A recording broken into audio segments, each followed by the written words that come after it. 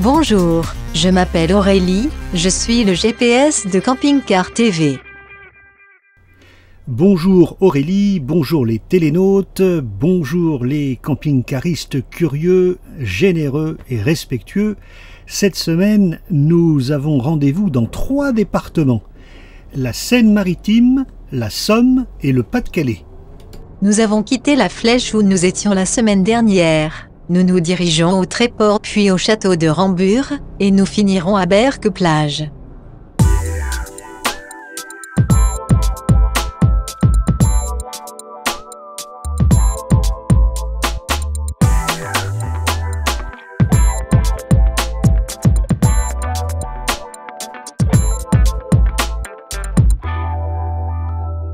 Dans 200 mètres, nous arrivons à l'aire de service du funiculaire. La destination se trouve sur votre gauche. Nous sommes donc arrivés au Tréport, dans la plus picarde des stations normandes. Tu m'en as souvent parlé. Tu aimes particulièrement cette étape. Oui, il y a un vrai charme ici. Là, on est au sommet de la falaise, mais on en reparlera. Flashback. J'étais venu il y a un peu plus d'1 an, à l'époque avec un simple iPhone, et ça me servait en quelque sorte de galop d'essai. Je vais vous présenter les gens que j'avais rencontrés. Au Tréport, il y a un monument. C'est la poissonnerie municipale, du poisson frais tous les jours. Et il y a une personne qui est là depuis qu'elle a 18 ans, c'est Didine. Vous êtes chez Didine et Michael, poissonnier depuis des années, 5 générations. Nous vendons des produits du Tréport, à part le saumon qui vient de Norvège. Tous les poissons sont ici. Nous passons par les marailleurs de Dieppe, les marins pêcheurs du pays. Voilà.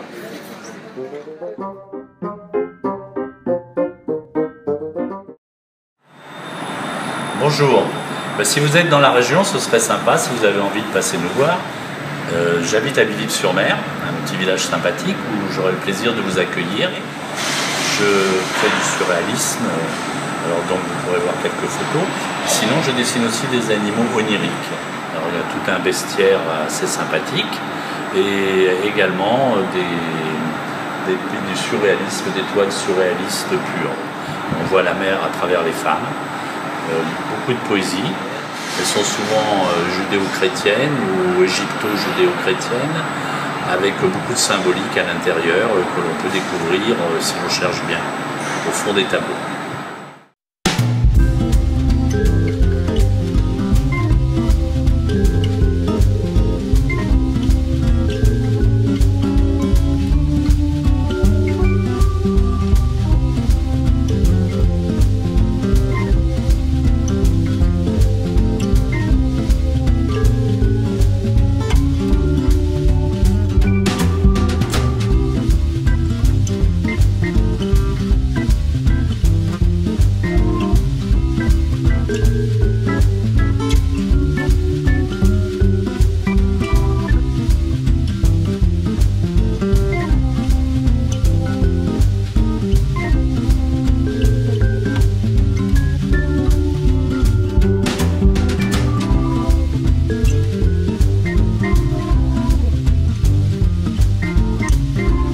Alors le funiculaire permet de descendre et puis de remonter de la ville facilement.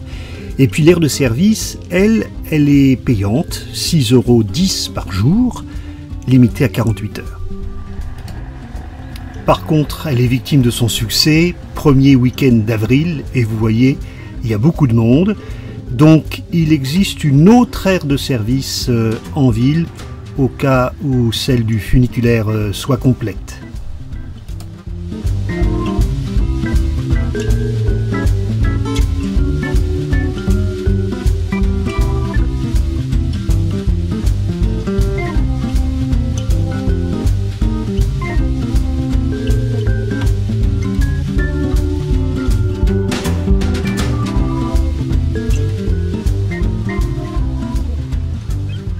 Alors vous l'aurez compris, le lieu est propice à de splendides balades, au sommet des falaises, sur le sentier du littoral.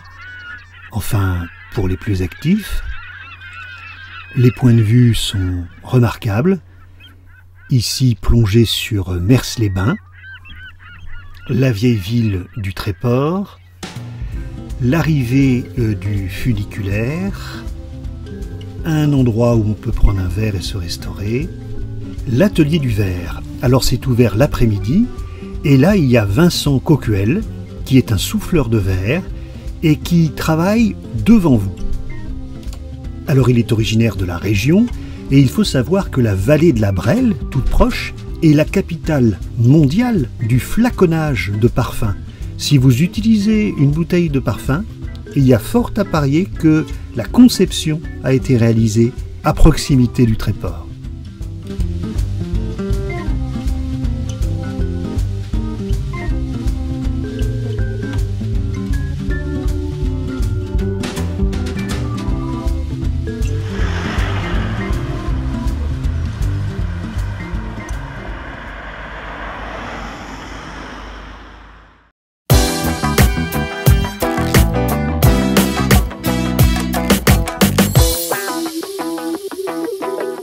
Dans 200 mètres, nous arrivons au château fort de Rambures.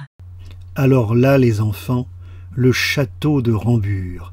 Nous allons tout simplement découvrir et visiter une merveille. Et, en plus, nous allons rencontrer un trésor vivant. Un trésor vivant. Ceux qui me connaissent depuis toujours savent qu'à travers ce programme, je réalise un vieux rêve que j'avais lorsque j'avais 20 ans. Trésor vivant, cette émission de télévision qui m'était promise et qui, hélas, n'a jamais vu le jour.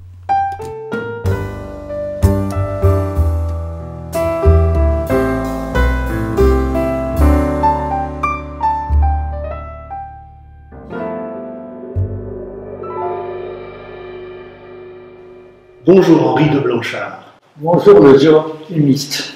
Je suis ravi d'être chez vous, monsieur le comte. C'est exact. Vous êtes héritier d'une famille qui a pratiquement 1000 ans. Oui, les Rambures sont apparus sur cette terre au début de l'an 1015. Et le dernier Rambure est mort en 1676. Sa sœur a épousé un de mes arrière-grands-pères. Donc je descends des Rambures par les femmes. Alors vous me recevez dans une pièce que vous connaissez bien, parce que enfant, vous mangez ici. Oui, je suis donc très âgé. Vous êtes un jeune seigneur. Et quand j'étais gosse, nous venions tous les ans passer un mois ici. Et gosse, jusqu'à l'âge de 12 ans, j'ai joué dans le château, j'ai vécu dans le château.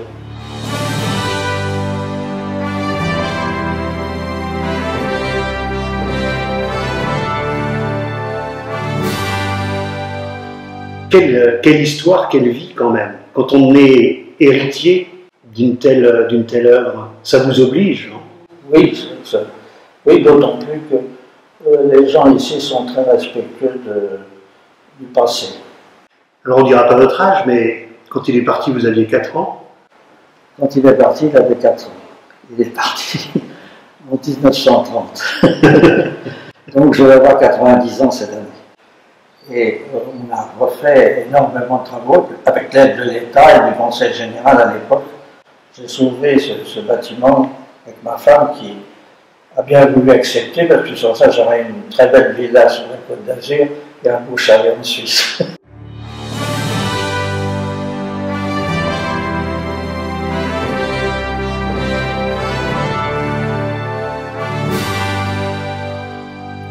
Quel magnifique château féodal, unique, le premier en France, Oui. à être en briques et en craie.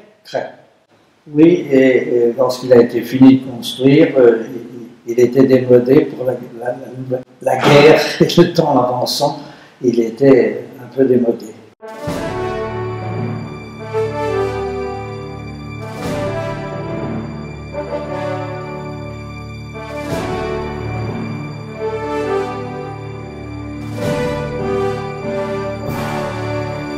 Alors, il n'y avait pas d'escalier, il y a le grand escalier que vous avez vu, mais c'était la chapelle, et on progressait dans le château par les chemins de ronde et les tours qui sont des escaliers en tour, qui sont assez remarquables. Il y avait donc un escalier dans chaque tour, Et un escalier dans chaque tour. et le chemin de ronde pour communiquer entre les tours.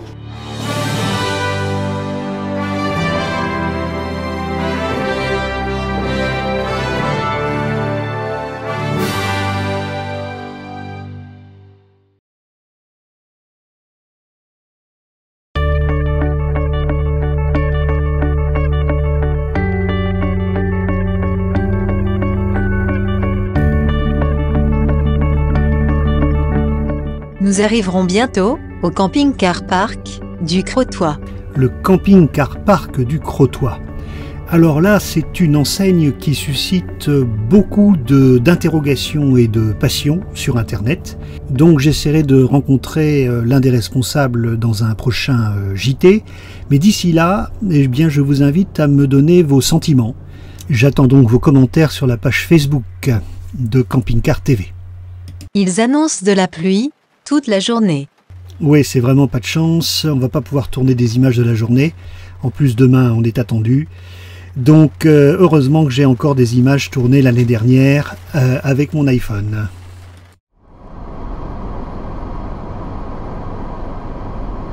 Dans la vie, faut pas s'en faire. Moi je ne m'en fais pas. Ces petites misères seront passagères, tout ça s'arrangera. Je n'ai pas un caractère à me faire du tracas.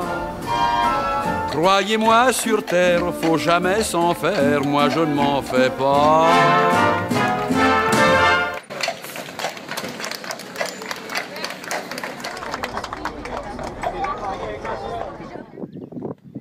Dans la vie, faut pas s'en faire, moi je ne m'en fais pas.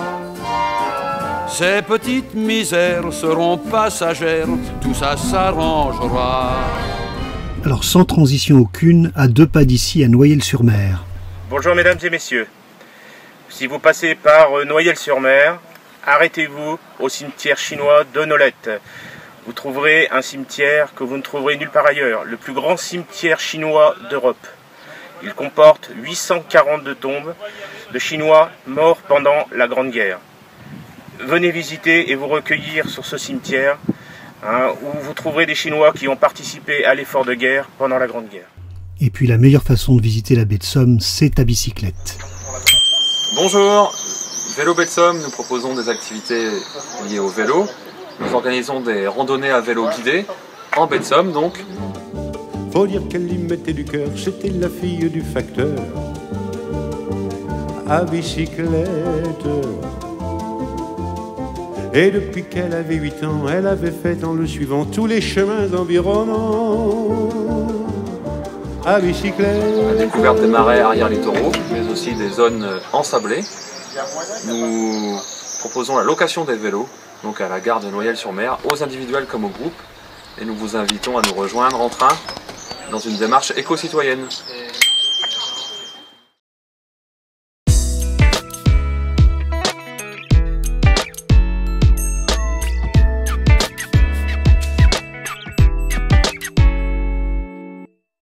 Dans 200 mètres, nous arrivons au parking, réservé au camping-car, de la baie d'Authie. Alors une fois encore, j'ai lu des choses pas très tendres concernant la ville de Berck, qui n'aimerait pas les camping-caristes. La réalité est plus nuancée, la ville a fait un choix de privilégier l'hostellerie de plein air, mais certains campings proposent des nuitées à 8 €. Nous avons rendez-vous avec le directeur de l'office de tourisme, François Goudot. Bonjour François Goudot. Bonjour Géo-Optimiste. Je suis ravi d'être chez vous. Ici, nous sommes sur le parking et à quelques mètres de la baie d'Authie. C'est ça, effectivement, la baie d'Authie, la petite sœur de la baie de Somme qui se trouve à quelques kilomètres et par laquelle vous êtes passé je crois, avec ici la baie d'Authie, une baie entièrement préservée, un parking qui se situe à 200 mètres, 300 mètres derrière la ligne de mer et qui vous permet d'être à l'abri, au pied du phare, au pied des dunes et qui vous ouvre les bras vers un petit sentier de promenade qui est ici à 2 pas. Alors on va en parler dans un instant. On parle de parking plus que d'aire de service. Bon, il y a ce qu'il faut pour vidanger et remplir l'eau, mais parce que c'est vrai que le principe c'est d'être de passage. Effectivement, on a donc 2 parkings, 2 aires de service qui sont au nord et au sud de la ville et on travaille également avec de nombreux campings, hôtelleries de plein air qui ont des aires d'accueil de camping-car peut-être un peu plus élaborées avec certains services comme la piscine ou autre par exemple. Donc on a une palette de services assez large ici qui est offerte aux camping-caristes. Alors quels sont les animaux qu'on va trouver à 100 mètres d'ici ? Alors c'est étonnant, mais vous avez une colonie de phoques de veaux marins qui se situe ici au cœur de la baie d'Authie, que vous pouvez apercevoir tous les jours à marée basse, 2h30 environ avant la marée basse, jusqu'à 2h après la marée basse, pendant 5 heures par jour. Une colonie de 40 à 80 phoques ici qui viennent se poser à quelques mètres de vous et qui font un peu l'attraction ici de la baie d'Authie. C'est un peu similaire à la montagne, quand on se promène en famille pour aller voir les marmottes par exemple. Ici on se promène en famille et puis on vient comme ça au bout de la promenade de Berre, au bout de l'esplanade, voir ces phoques qui se posent tous les jours ici. Alors ils sont 40, 80, il y a des spécimens qui sont assez importants, qui font 200-300 kg et qui viennent jouer ici comme ça, se baigner, pêcher et se reposer sur les bancs de sable. Bien entendu, il y a cette promenade qu'on peut faire à pied ou à vélo et qui conduit à Berck-Plage. C'est ça. 2 km?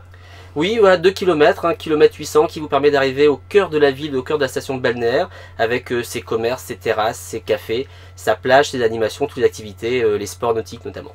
Et puis alors ici, c'est le royaume du vent. On a la chance ici d'avoir un vent constant tout au long de l'année qui permet d'avoir un air vivifiant, qui a un apport en iode très important. Ici on a beaucoup soigné de malades avec des hôpitaux qui sont développés grâce à cet air qui est tonifiant, qui est vivifiant, qui est riche et qui vient pousser des voiles. Alors le char à voile bien sûr, un sport qui est plus que centenaire, qui est apparu en 1912 sur la plage de Berre-sur-Mer et qu'on continue de pratiquer tout au long de l'année. Alors pour des novices, vous pouvez vous initier, prendre un cours de Mini 4, un petit cours de char à voile accessible pour toute la famille, ou alors faire des compétitions avec des bolides, des Formule 1 des plages. Et on accueille chaque année, au moment de la Toussaint, à peu près les 6 heures de Berck, qui est considérée comme la plus grande course d'endurance au monde de char à voile et qui est un beau spectacle ici à découvrir. Et puis les rencontres internationales de cerfs-volants, magnifiques, chaque année des cerfs-volants plus beaux les uns que les autres. Alors tous les ans, à peu près au moment de Pâques, et qui colorent le ciel, de grandes formes, de grandes couleurs, avec des cerfs-volants qui sont très importants, qui peuvent représenter jusqu'à la moitié d'un terrain de football, imaginez-vous, retenus par des bulldozers au sol, et puis des cerfs-volants, des créations qui enchantent le ciel, avec Elvis qui est représenté en cerf-volant. On a le sous-marin de Jules Verne par exemple, 7 km de couture pour réaliser un cerf-volant comme ça avec 400 mètres carrés de toile qui vient flotter dans le ciel. Et puis vous avez aussi des compétitions, on vient se promener sur 1 km de plage remplie de cerfs-volants. Il y a de quoi faire, et puis si on a fait trop de sport, on peut toujours aller à une friterie. Oui, ici, c'est la marque de fabrique ici, les friteries en bord de mer, et on vient toujours prendre sa frite en bord de plage, souvent le soir pour observer le coucher du soleil par exemple, mais également avec les moules frites que l'on trouve sur les terrasses des restaurants bien sûr, et on parle aussi du Welsh, ici ce plat avec le fromage fondu, cette tranche de jambon, cette tranche de pain, donc il y en a pour tous les goûts. C'est vrai qu'une bonne promenade après en baie d'Authie, ça permet de perdre les calories qu'on a pris à table. Merci beaucoup François, et à très bientôt. Merci à vous. Et voilà, c'est ça être camping-cariste, c'est l'autonomie, la liberté et donc la diversité. Une fois une aire de service, un parking, une autre un camping. Sortez ouvert. Merci de votre écoute et à la semaine prochaine. Images, montage, mixage, animation, réalisation, production, bref, sur une idée originale du Géoptimiste.